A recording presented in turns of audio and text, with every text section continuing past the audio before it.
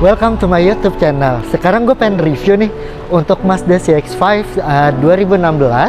Apakah masih bagus gak sih di era tahun 2003 ini untuk lo bergengsi pakai ini? Walaupun ini 2016, tapi kayaknya masih oke deh untuk dipakai. Yuk kita ulas mobilnya. Nah, sekarang kita ulas Mazda CX-5 2016 ini. Yang pertama tuh kita lihat dari sini. Dia grill Mazda CX-5. Ini dia panjangnya, ini grill, terus di tengahnya ada emblem Mazdanya. Ini ada lampunya dia ini udah LED projector. Jadi ketika kita mau belok, itu lampunya ikut belok. Terus di sini kita lihat ada kecil banget ini fog lampnya. Fog lampnya kecil tapi dia bisa terang banget.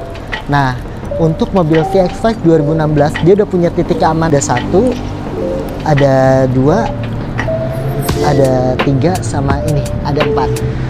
Nah, ini kita lihat dari sisi samping dari Mazda CX-5 2016. Nah, Mazda ini dia punya dimensi besar, sekitar panjangnya itu sekitar 4.540 milimeter.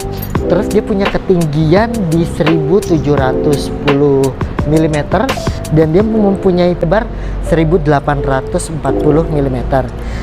Lalu ban yang digunakan sama Mazda CX-5 ini di 55 ring 19. Nah, ban ini dia besarnya itu 19 cm.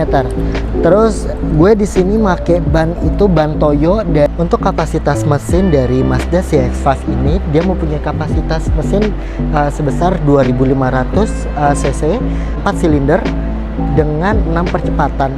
Nah, dia di sini juga punya tenaga maksimal sekitar 184 horsepower dengan torsi maksimal sebesar 200 Nm per jam.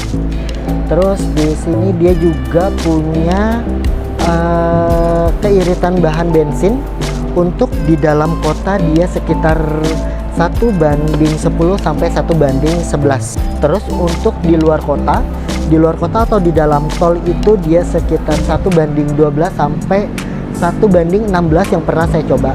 Di sini kenapa dia bisa irit? Karena ketika silindernya Skyactiv-nya bekerja, 2 silindernya akan dimatikan untuk dikompresikan bahan bakarnya. Jadi dia mempunyai kompresi yang sangat besar untuk mengiritkan bahan bensin tersebut. Di sini juga mesin masih sama ya seperti mesin-mesin Mazda pada umumnya, dengan mesin Skyactiv teknologi yang dihasilkan dari si Mazda CX-5 untuk keiritannya dan lain-lainnya. Sekarang kita lihat nih interior dari Mazda CX-5 5. Ayo ikut. Untuk semua fungsinya di sini buat muter retract dari si kaca. Ini buat kunci, ini auto lock pintu, lock and locknya. Ini cuma ada 1 auto doang ya di bagian pengemudi, sisanya masih manual. Ada buat naruh minum, buat taruh barang-barang. Di dalam sini juga ada ya buat pengaturan dari sistemnya si Mazdanya sendiri, dari untuk iStop, untuk memberhentikan menyalakan mobil. Ini buat tekanan ban, dan ini TCS-nya. Lalu di sini juga ada buat buka depan ya, buka kap depan, ada untuk buat bensin. Ini juga ada pedal gas yang kayak piano ya, jadi dia langsung ngegasnya enak banget, jadi nggak bikin pegel kaki.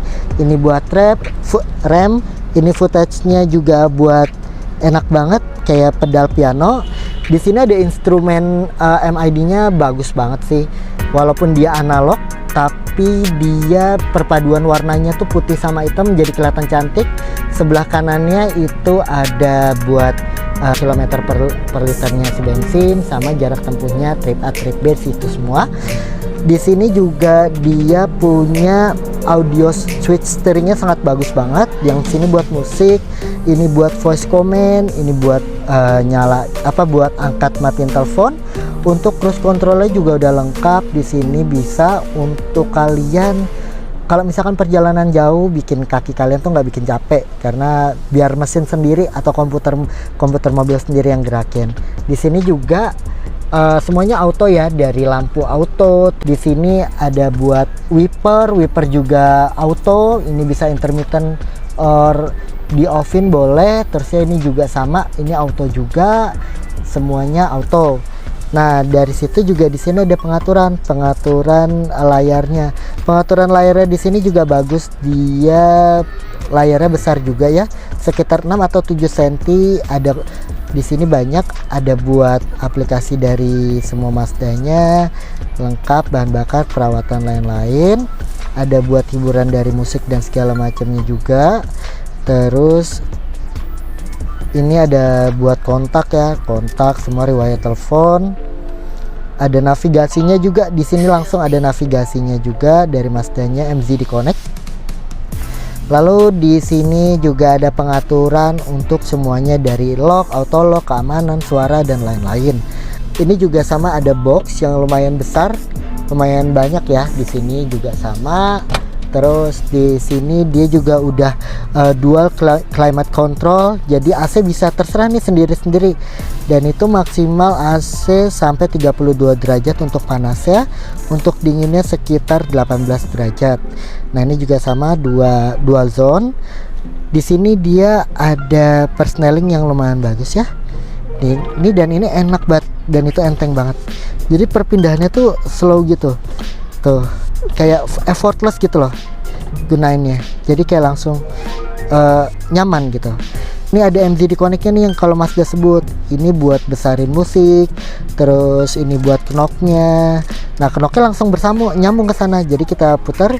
Nah, ini knocknya di sini. Ini ada buat kayak favorite, buat musik, buat home, navigasi, dan backnya. Juga ada parking brake-nya, nggak perlu narik-narik sekarang, tinggal sentuh, langsung udah nggak kekunci. Ini tarik lagi. Di sini ada mode sport untuk nambah torsi mobil biar makin kenceng lagi. Ada 2 cup holder di sini, ada 2 cup holder buat taruh minum, sama ini buat naruh uang receh. Di sini juga ada ini lagi tempat bagasi kecil buat naruh barang kecil. Ini juga termasuk besar ya, sangat enak juga buat naruhnya. Dan untuk Mazda CX-5 kita sebagai pengendara juga enak buat nyetirnya. Buat nyetirnya tuh enak. Di sini tumpuannya di sini nggak terlalu pegal, jadi kita sambil nyetir tuh bisa naruh satu tangan di sini gitu. Dan kelebihan dari Mazda CX-5 dari kompetitor lainnya, dari mobil Honda, terus dari mobil Nissan pada zamannya, dia sudah mengusung sound dari Bose. Nah ini sound dari Bose ini sangat enak banget untuk didengar dan nggak bikin sakit kuping juga gitu loh. Jadi sangat rekomen buat kita perjalanan jauh dengerin musik di mobil, itu sangat enak. Mazda CX-5 sendiri pun dia sudah kacanya udah auto beam ya. Di sini terlihat dia auto beam, ini bisa dimatikan atau dinyalakan karena ini buat menghalau lampu jauh dari belakang biar tidak terlalu silau. Di sini juga terdapat buat taruh kacamata, ada pengaturan lampu, ada sunroof yang lumayan besar ya di bagian depan. Bagian belakang bangku dari Mazda CX-5 ini dia lumayan masih luas ya. Ini postur duduk saya di bangku depan sekitar 169 cm. Untuk mempunyai jarak kaki ini lumayan jauh dan termasuk jauh. Ada berapa ya? Ya sejengkal lah. Sejengkal, kalau ini ada sekitar 2/4. Duduknya ini agak tegak banget sih.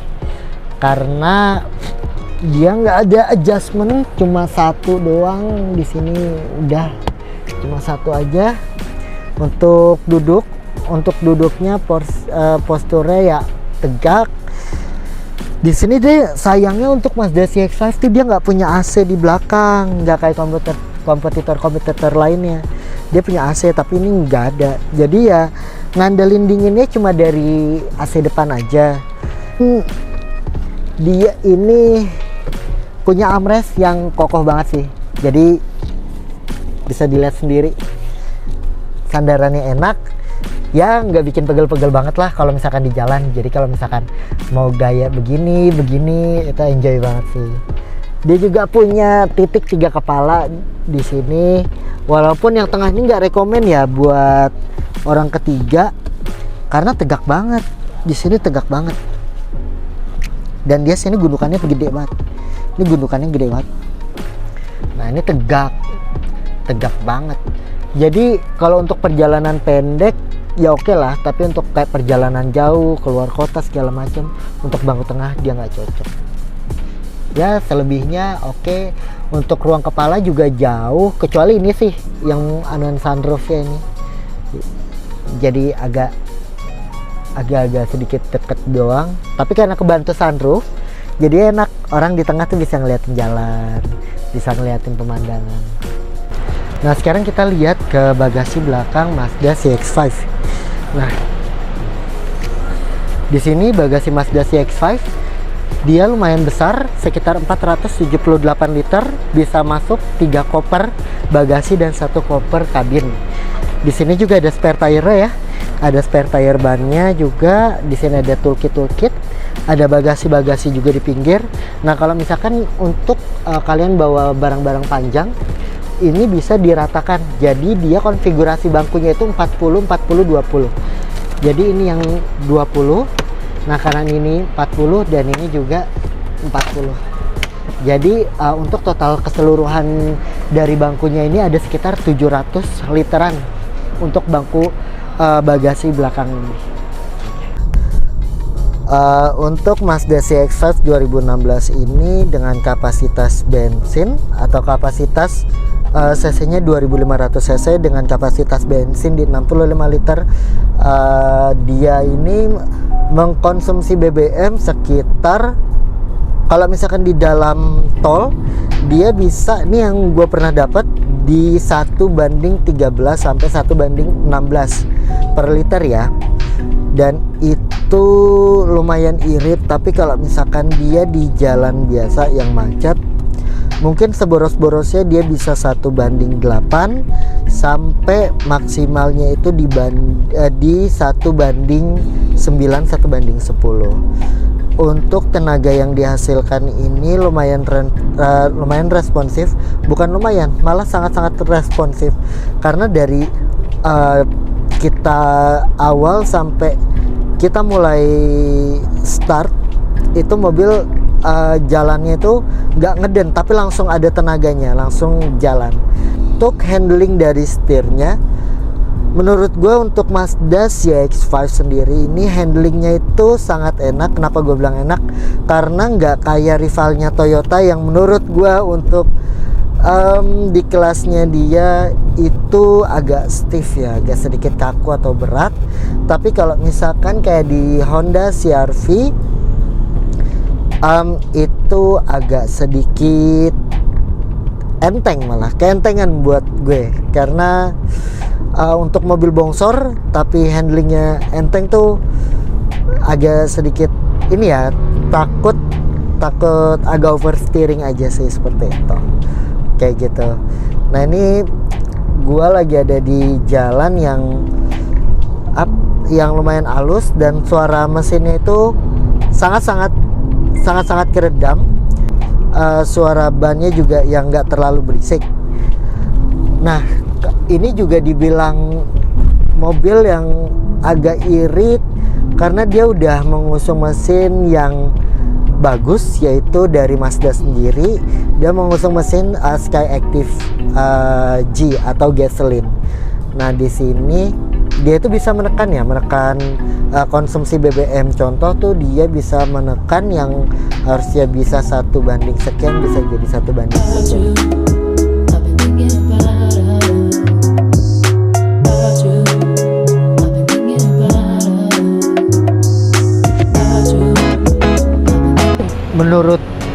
Menurut saya nih, worth it nggak sih ini mobil untuk dibeli? Pasti worth it sih. Untuk anak-anak muda zaman sekarang, mobil SUV 2016 masih kelihatan timeless, masih kelihatan ganteng banget. Semuanya belum ketinggalan zaman. Ya ini worth it banget. Apalagi dengan udah ada sunroof di atas. Ya kalian bisa flexing dikit lah sama teman-teman. Foto-foto di dalam mobil gitu kan buka sunroof. Itu sih keren banget. Sekian dari gua. Semoga kalian suka sama channel YouTube gua review mobil ini. Jangan lupa subscribe dan kalian share sebanyak-banyaknya biar gue makin senang aja sih untuk bikin konten selanjutnya. Thank you.